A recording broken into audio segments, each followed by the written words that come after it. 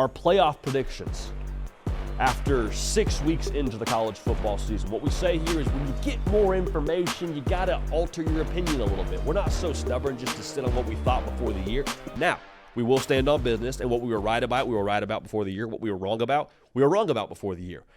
But I want us to just sort of take stock of where things are right now in the world of college football and have a gauge for what I think this 12-team playoff is going to look like once we finish up those conference title games. College football fans, we appreciate y'all being subscribed right here to the On3 YouTube channel. If you haven't subscribed yet, no time like the present. We're at 200,000 subscribers. That is all y'all, and we appreciate y'all making this operation what it is. Again, if you haven't subscribed yet, no time like the present. So the best way to do this, I think, is to start with the conference title games. We'll go conference by conference here, and then also hit on the auto bid from the G5, and then we'll fill out the rest of the bracket from there. So from the SEC, I think it's going to be Texas. They're the best team right now in college football. They still have Oklahoma and Georgia on the schedule. Obviously, Oklahoma this week. I think they're the most complete team in college football to this point they've shown. And I also think they're the experience they have at the key parts, especially with what Quinn Ewers is right now at quarterback and just the steady hand he is for that team. I think Texas is going to be in Atlanta, and I think they're going to end up playing for the second week in a row Texas A&M. And I tweeted this out yesterday. I was like, y'all, there's a real chance now that A&M and Texas play back-to-back weeks, once in College Station and the next week in Atlanta for the SEC title. And I sat down this morning, and I did my very best to put that theory to a really solid stress test. I'm like, okay, are we sure A&M can get there? If they're playing the brand of football that they're playing right now for the next couple of weeks, that is sustainable. And honestly, it wouldn't require them to win out the rest of the way. They just got to get to the game against Texas with 0 SEC losses. So what would that look like? It means they got to beat LSU. That's massive. I don't trust LSU just yet. I think they probably should have lost that South Carolina game. I think they lose to Ole Miss this week. It is what it is. They got to go to South Carolina. Got to play New Mexico State. Can never overlook that. They got to go to Auburn. Now, tough road games. I understand that. But here's the deal, man. Run game and run defense travels. You just need your quarterback play to be substantial enough to be able to maximize both of those. And I think they're going to do it, y'all. So I think Texas plays Texas A&M in the SEC title game. More on that in a little bit. In the Big Ten, we got Ohio State, Oregon this week. I think we get Ohio State, Oregon in the Big Ten title game as well in Lucas Oil. Feels kind of chalky. I know. I understand. I think we actually have 3 Big Ten teams with 1 loss at the end of the regular season. I just think the tiebreaker is going to break in such a way to where it favors Ohio State and Oregon playing again. I don't want to give away too much. Oregon, I think, is evolving into who we believe they are. We picked Ohio State to win the football game this weekend, but I think even if Oregon loses this weekend, they're going to trend upward. Their toughest game, for my money at least, is going to be the game against Michigan. I think they should feel pretty good about their chances to win that one. It's all about Oregon against Oregon, which sounds funny to say, but honestly, I mean, what game on that schedule do you think Oregon is losing? Illinois, I guess, could be tricky. At Wisconsin, Washington, who knows? But Oregon should be favored the rest of the way here. As Dylan Gabriel goes, they will go, and I think he's starting to go the right direction. All right, Ohio State, they may have the best ceiling of anyone in college football right now. We saw them against Iowa start to step on the gas a little bit, and it was a sight to behold. So I think Ohio State, not a super novel take here, but I think we get Ohio State, Oregon in the Big Ten title game. I think we have Miami and Clemson in the ACC title game. I'll say this. I don't think Miami gets to Charlotte without a loss. With that being said, I think when Miami eventually wobbles and falls over, they'll get back up, throwing haymakers. Whoever it is, I'm not too concerned about who they end up losing to, but I do think Miami gets there. And then I think Clemson, man, guess who's back? How about it, man? Dabo, just having his way. Having his way. Everyone talks about Florida State all offseason. We talk about Virginia Tech all offseason. We talk about Clemson in the sense of, well, they don't go to the portal. That's going to sink them. The demise of Clemson. And wouldn't you know it, man? Clemson back in the ACC title game. So we got Miami and Clemson out there in Charlotte. And then we have the Big 12 title game.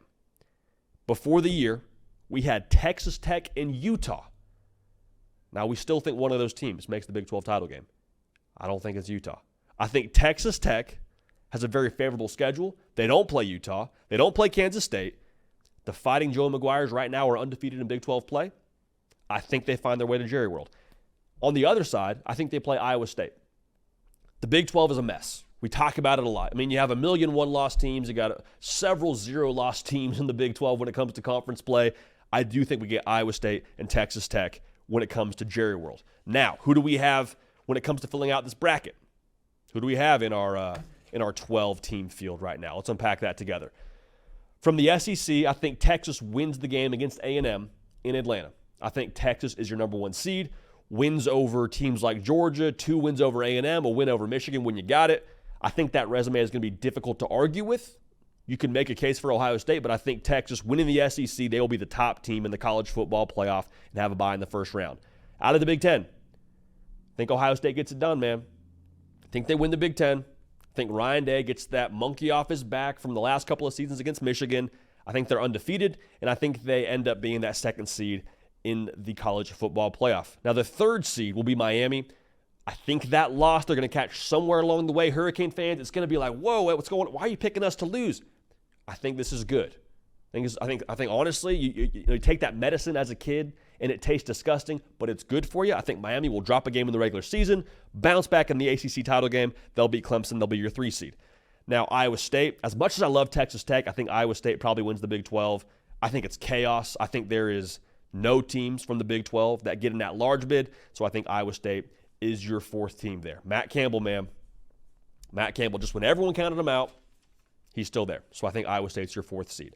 Now, our 12th seed, I think, is the G5 team.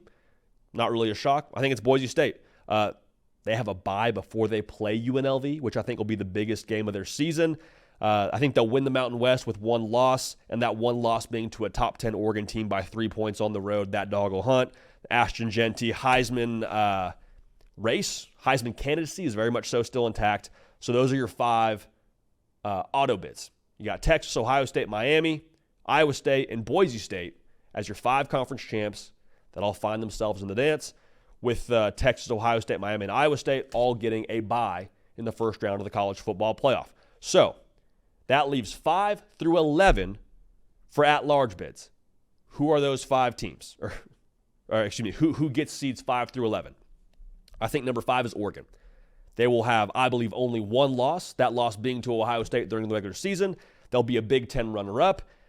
I don't know how you make a case against them being at number 5. That is massive that they got the tiebreaker to be in at 5 over the other Big Ten team that I think only has 1 loss throughout the regular season. Again, can't prove it, just the way I feel. We're going off the field here. I think it'll break that way. The 6th seed, I think, is going to be Clemson. Because Clemson, I believe, will get to Charlotte with only 1 loss, 0 losses in the ACC, and that 1 loss, who handed that? Who handed Clemson that 1 loss? Oh, yeah, it was Georgia, the first week of the season. So I think the fact that it happens in week 1, the fact that they had no ACC losses until the ACC title game, as a conference runner-up, I think they'll be that 6th seed. Now at 7, I got Penn State. And I think Penn State will go 11-1. I think they will find themselves in contention for the Big Ten title game. Again, this is just my gut feel. So if you push back and you say, why do you feel that way? I just feel that way. I don't know. I think there's going to be some tiebreaker stuff that happens, and I think Penn State finds themselves on the outside looking in. All you did wrong to be at number 7 was lose the tiebreaker, whatever that looks like. So with them being at 7 instead of 5, you probably feel a little bit gypped. But if you're Penn State, hey, you're in the dance, all right, at the 7th seed. Now, this is kind of bizarre to say, but I think the SEC runner-up finds themselves as the 8th seed. I think Texas A&M will have 2 regular season losses, 1 to Notre Dame and 1 to Texas. Okay, so with that being said, I don't know who you can put them in front of with their regular season resume. SEC runner-up is a heck of a resume booster, but I don't think it puts them in front of any of the teams that we already talked about. So they're at 8. I think Georgia's at 9. Very bizarre seeing Georgia at 9. Those are one of those teams that we had preseason penciled in as the number 1 seed in the college football playoff. In theory, I think they could have 2 losses. Now, those 2 losses could be the best 2 losses in college football, with losses to Bama at Bama and a loss to Texas at Texas. Not predicting that game right now. I'm just saying for the sake of this conversation, we'll go ahead and put Georgia at 9. Ole Miss at 10. I think they win this week. They need to win this week. However, with their toughest game left being against Georgia, I think you feel pretty good about your chances if you are Ole Miss and you kind of put the Kentucky loss to rest. It was a weird game, lost by 3 points, is what it is. Your other loss to Georgia, think you should feel pretty good about your chances to still make the dance. Then you got Alabama at 11. Bizarre seeing Alabama at 11, man. But I do think they're going to catch a loss somewhere else, whether it be to Tennessee, whether it be to LSU. I probably, as of right now, would lean towards LSU based on what we saw from Tennessee against Arkansas. So I'll put Alabama as the 11th seed. All right, so let's take a look at this bracket here, man. This is wild, but I think this is how it's going to look. Texas, Ohio State, Miami, and Iowa State all getting first-round byes. You got A&M and Georgia playing each other in the first round of the college football playoff. You got Oregon and Boise State playing each other. Penn State and Ole Miss. And how about Alabama and Clemson? For old time's sake, man, running it back. There was a minute there where that felt like it was just penciled in every year as the national title game. So that's, I think, the 12-team field that we're going to have. Now, who missed the cut from our field? Indiana, y'all, they might be 10-2 and miss the college football playoff, which you zoom out, a Big Ten team went 10-2 and missed the playoff. The thing I struggle with is what's their resume boost to get them in? Win over Michigan? If you lose to Nebraska and Ohio State, if you're Indiana, if those are your two losses, where's the substantial win to get you in the dance? What's the boost for you? That's how I feel about it. Love the Fighting Signettis. Do not get it twisted. Everyone out there in Bloomington, I love your college town. However, I do think 10-2. Don't know if there's enough there to get you over one of those other teams we already talked about. For Rutgers, I think they'll be 10-2 as well. But again, where's the put me in win? Is it USC? Is it Illinois? I don't know. They have enough there. So we could go throughout like every single different pick and give you our breakdown here, but let's pull that bracket up, Big Nick. I'm gonna tell you who I think is our final four. I think we have Georgia and Oregon coming from the left side of that bracket, and I think we have Ohio State and Miami coming out of the right side of that bracket. So that'd be a heck of a semifinal. We kept saying this year, man, it's going to be crazy, crazy college football season. As crazy as it is with the 12-team playoff, with these teams getting the ability to hit the reset button, I think depth and I think coaching ends up being a major differentiating factor.